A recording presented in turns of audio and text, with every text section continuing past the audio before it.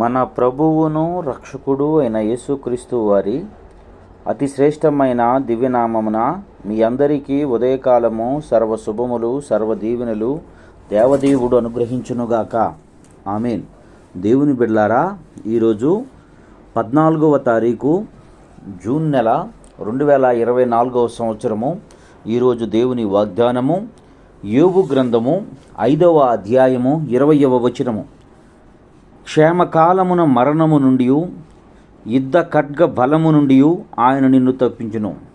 దేవుడు తన పరిశుద్ధ లేఖన భాగము నేటి ఉదయకాలము మీ అందరి వినికిడిలో ఫలింపచేయునుగాక. ఆమేన్. దేవుని బిడ్డలారా, దేవదేవుడు తెలియచేస్తున్నటువంటి మాట ఈ ఉదయకాలమందు క్షేమకాలమున కరువు కాలము వచ్చు మరణము నుండి యుద్ధ సమయమున నుండి ఖడ్గ బలము నుండి యుద్ధంలో నీ జీవితంలో ఎదుర్కోవలసినవి నీకు ఎదురవుతున్నటువంటి యుద్ధాల నుండి ఆయన నిన్ను తప్పించును.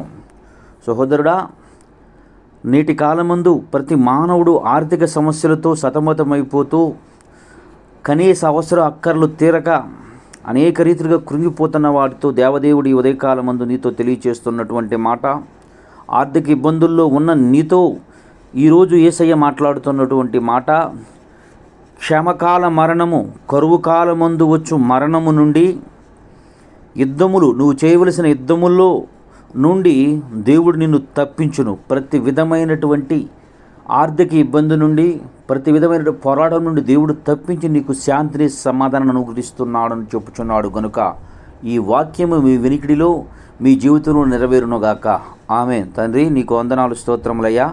ఉదయకాలం ముందు ఎందరు బిడ్డలు ఈ మాటలు వినుచున్నారు, వారందరి జీవితముల్లో తండ్రి ఈ వాగ్దానాన్ని స్వతంత్రించుకునే కృప దయచేసి నడిపించమని యేసయ్య నామం పేరటి ప్రార్థన చేయుచున్నాను మా పరమ తండ్రి. ఆమేన్.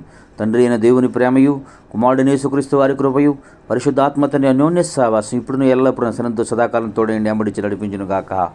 ఆమేన్. God bless you. దేవదేవుడు మేము దీవించి ఆస్వాదించునుగాక.